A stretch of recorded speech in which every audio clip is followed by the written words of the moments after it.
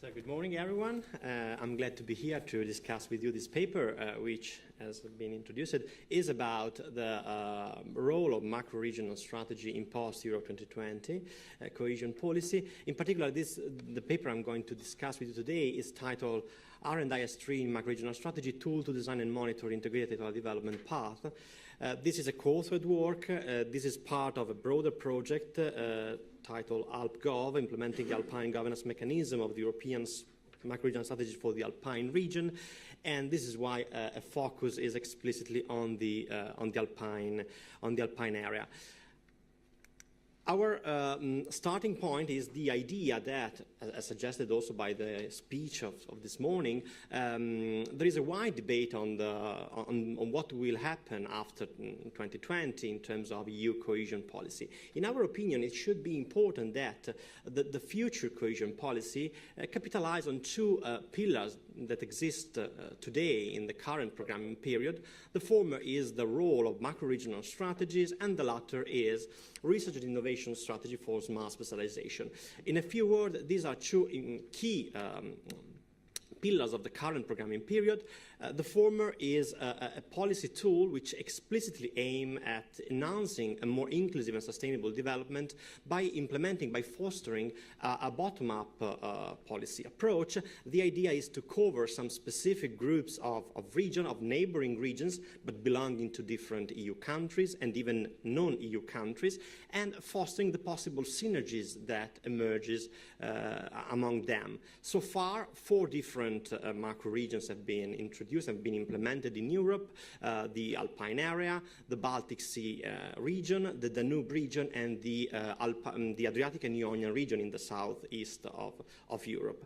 The idea is that this specific bottom-up policy approach could capitalize on an additional pillar of the current programming period, which is RIS3.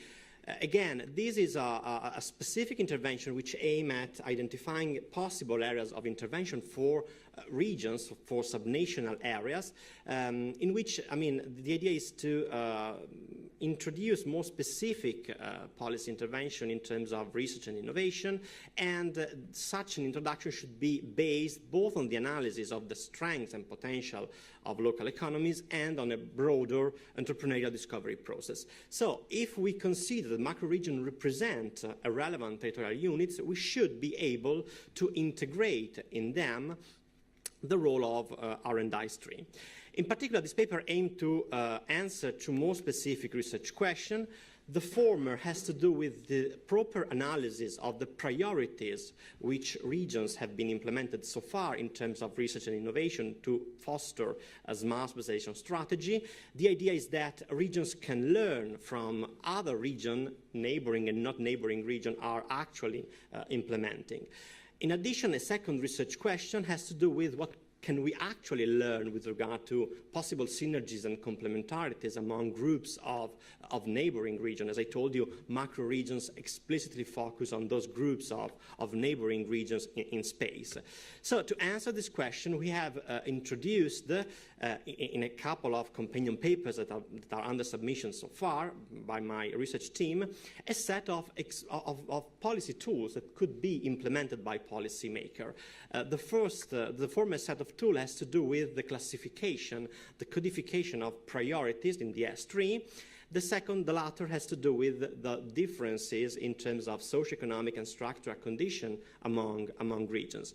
Why that? Well, the RIS3 priorities has to do with the intended development path of regions. So what regions are explicitly aimed to develop in the next future, while a benchmarking based on socio-economic condition returns an idea of possible benchmarking in terms of the current condition of regions. Taking together, this tool could address multidimensional perspective to set such a comparative analysis among groups of neighboring regions. Just a few words on the former of the two tools, which has to do with the categorization of priorities. In particular, my research team has carried on an important activity of retrieval of information about the priorities that regions aim to foster in this current programming period. And in particular, we took advantage of the online tool that has been already implemented by the Joint Research Center of the European Union. And in particular, we retrieved information about RIS3 priorities from the RIS3 platform, which is available online. And we know that, according to the JRC, this is not intended to be a source of statistical data, but the large coverage in terms of territorial units and the homogeneity of information suggested that to use this information. In this platform, regions are, upload their own priorities. So this is the idea of this platform. So according to this wide amount of information, of text information, we performed an automatic classification of text according to some tools of text analysis. And in particular, we classified not only the free text format of priorities, but we also classified the related codes of economic domains, scientific domains, and policy objectives that are related to each specific priorities implemented by each region. According to this text analysis, it is possible not only to have a full dictionaries of priorities, explicitly pointing out the possible nuances in terms of the policy that regions are intended to implement, but we are able to assign to each specific region some specific categories of free text description, so we can classify free text description and highlight possible types of regions according to this description, and as well category of codes, so we can combine a classification of free description in free text and classification of codes. In both cases, we refer to some statistically significant semantic domain in which the word are used to describe priorities. So in the end, we are able, as an outcome, to have an idea of what regions are actually implementing. Just to give you a rough idea, I hope the table can be read. This table just returns you a cross tabulation of both classification. On columns you can see the category of codes, so the information retrieved by the codes associated to each priority. On rows there are the categories of description. Actually, thanks to text analysis, it's possible to retrieve a cluster analysis of those information, so it's possible to retrieve some specific types of categories of description and categories of codes. The data we use in this analysis refer to more than 1,200 records, namely priorities or short documents provided by the regions or the countries in some cases. In total, we cover more than 200 territorial entities, both regions and the countries. As you can see by the cross-tabulation of both classification, categories of codes and categories of description are fairly robust to each other, in the sense that if you look at the top left corner, the agro-food group of description actually cover the category of codes referring to agro-food as well.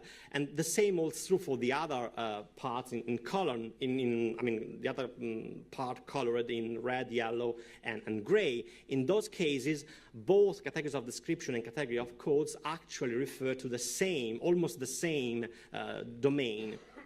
The only exception, to some extent, has to do with the category of code referring to the bioeconomy and energy, which actually cross almost all the other categories of description. So in this specific case, the two classifications return a slightly different analysis. Going on, given this first set of tools, we also combine an additional analysis which aim to highlight the characteristics, the structural, socio-economic and demographic characteristics of region, under the idea that it's important to deliver a tool for benchmarking in terms of structural characteristics.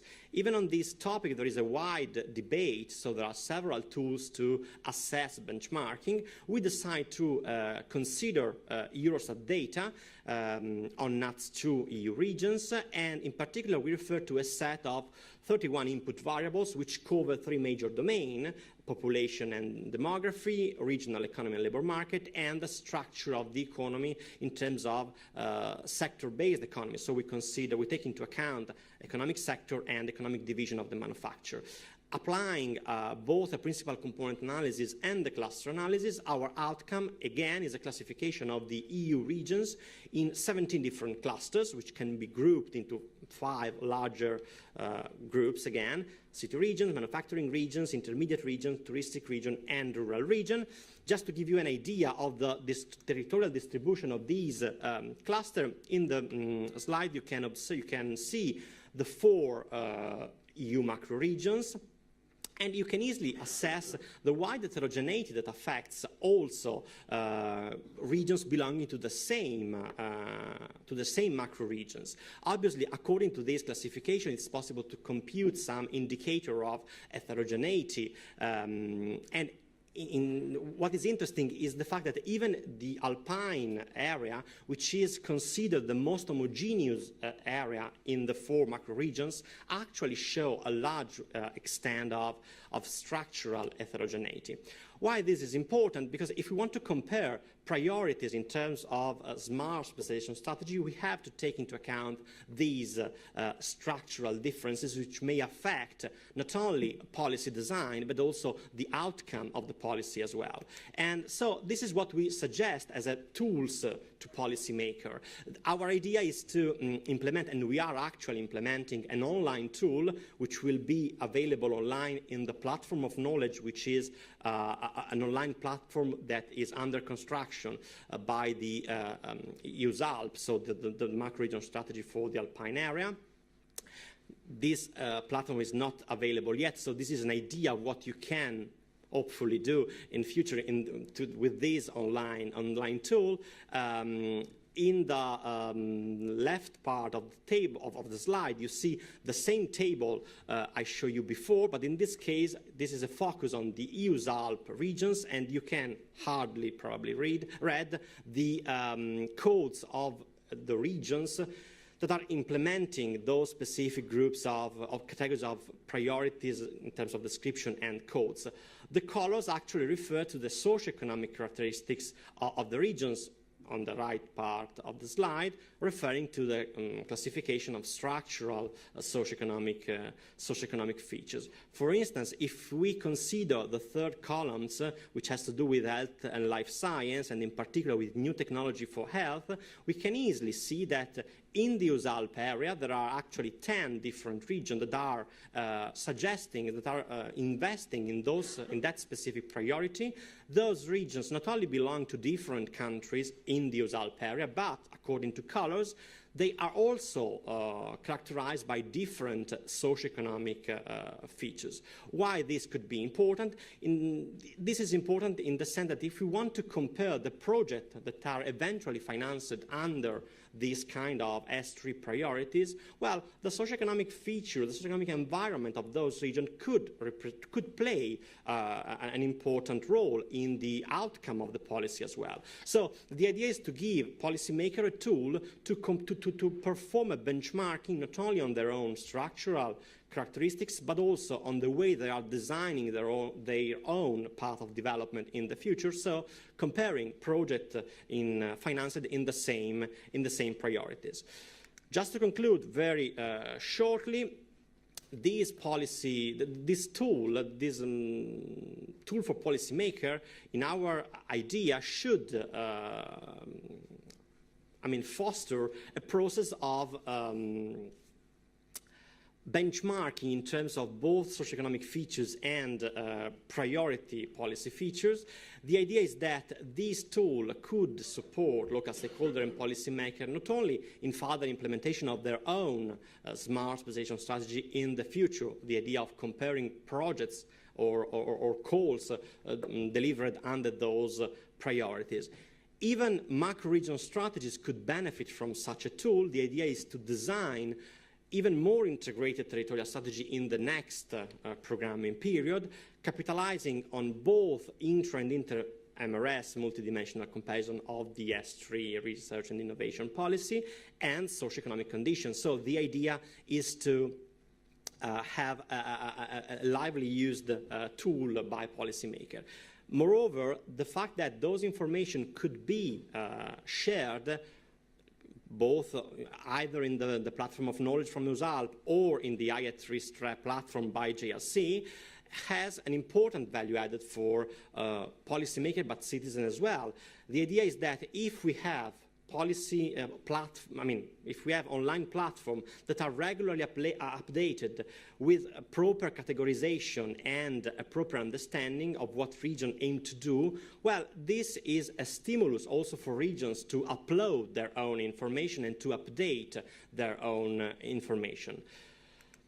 That's all, so thank you very much for your attention. Thanks a lot for the presentation and for respecting the time. I mean, I think it's very interesting also in the context, as you said, of post-2020, to see how this can be applicable also for prioritizing investments in macro regions. Also, we speak about the revision of the action plans and so on. So I think it's very interesting. I would like maybe to give the floor to you if you have any immediate question or reaction on this presentation. So please, can you please introduce yourself and make the question so that we know each other better? Sure. Thank you. Thank you very much, Francesco. Really enjoyed that overview. I'm Tim Moon, and I work at the Business of Cities inside UCL in London. My question was just a question around your the typologies and the definitions of sectors. As we know, the economy is evolving very rapidly. Different specializations that are very niche are emerging. The disruptions taking place in the economy means that perhaps general descriptions need to be allied to more precise ones. I wondered if you could talk us through a little bit your decisions about how to classify and what the data allows you to do creatively with that kind of classification process. That would be really nice to know. Thank you. So, thank you for the question. Well, I have to say that this classification is completely data-driven in the sense that we take into account we take seriously what regions upload on the JRC platform and how they define their own priorities and the codes they associate to each of the priorities. So according to that corpus of text, we have performed a hierarchical cluster analysis on text, and this is the outcome that could emerge from that analysis. Obviously, the labels are set by the scientist and the expert that analyze the outcome, but it's completely data-driven. So we directly take the information by region. We do not apply any ex-ante classification of the codes of description of the codes or the description. Obviously, if the GRC platform is regularly updated, and we have already performed an additional. This is a version of the October the 1st. So information is changing and has been updated. So we have to take the path of this update. But again, everything is data-driven. We do not superimpose any ex-ante classification of the priorities. Thank you. Any other question or comment, please? I am Francesco Barbara from Lombardy region, Italy. There will be a unique tool for all the macro-regional strategies, or a tool for each one? With I don't know if it is clear, my question. Yeah, well, I can say that the platform of knowledge, which I mentioned, is a tool by the Alpine region and is intended to cover just the regions belonging to that Alpine area. Obviously, our idea is to have a tool which works for all Europe, not necessarily for just one single macro region. So our idea is to make a connection between the platform by JRC, which uses open data, and the platform of knowledge, which is open as well. So our idea is to have one single tool which could be used by every region, also those not belonging necessarily to any existing MRS or macro regions. But if we talk about the platform of knowledge is intended to work just for the Alpine area because it's funded under the EU's Alp strategy. But it's hopeful. I mean, hopefully we should have an EU-level tool which apply to all Europe. What is interesting here is the fact that there are no information on Switzerland or other non-EU countries which take part to the macro regions, but they are not. I mean, they do not have any obligation to obviously to fulfill EU policies. So this is drawbacks in the analysis. The fact that there is a missing spot in the between of our macro region. So maybe I pick up this question, which I think it's very relevant, the applicability of the tool developed, to say that we are developing together with the Commission a territorial monitoring tool for all macro regions. And I mean, this project is not presented here today, but for sure we'll make a linkage with your work. But we have set up the project since the beginning with the Commission. And of course, this is a very important element to consider, and so it will come out with tailor-made monitoring components to different macro regions because they are at different levels of implementation, because they have different governance levels to take into account. And so we are developing this together with the national coordinators, the PACs and HACs, and the Commission to create something that could be somehow gather information for all macro regions and take into account three main components outside the benchmarking that you presented, but also the strategy itself, because there are strategies that define targets and indicators, and then what is very important now and on demand, which is the possible impact of the strategy to changes in the region. And I mean, I think also the post-2020 addresses the macro regions a little bit, has the umbrella for territorial cooperation. So we'll try also to integrate information about transnational cooperation programs, cross-border, related to priority areas and objectives of the different macro regions. And setting this scene, maybe I have a specific question to you. I mean, I think it's interesting what you present about the socio-economic benchmarking. I noticed that the information is at NETS2 level. Yeah. I mean, as you know, the Baltic states, this means national level. I mean, so I would say which differentiation and clustering can we really classify a country at national level? And so this is one concrete question. Then I'm even more curious about Slovenia, because, you know, if I'm not wrong, Slovenia, it's two NETS2, so Western and Eastern. And I would like to know in your classification, and Slovenia is in 3 macro regions, so they just missed the Baltic. and I would like to know how Slovenia is, according to your benchmarking, classified in different macro-regional contexts. And finally, I think when we speak about monitoring, we need to, for sure, consider the time issue. So you said that you collect 31 input variables. I would like if this benchmarking is including also the temporal dimension. Okay, so the issue of regional benchmarking is really interesting, and it's a crucial point. The fact that you have to take into account the structural condition of regions and just ignore that. A lot of points. So first of all, I'm perfectly aware of the fact that in some cases talking about a NUTS2 level means talking about a country, such as in the case of the Baltics or Malta or Cyprus or whatever. We decide to take the same, actually the same level of the analysis, so we decide to consider those territorial units that are classified as NUTS2, but I know that it's hard to compare just a region with a country. As far as Slovenia is concerned, that's a pain in the neck, in the sense that you are right. Slovenia is made by 2 different NUTS2 areas. The former is in the group of the larger capital city because of Ljubljana, and the latter is just, I would say, a manufacturing medium income area. So we cannot, we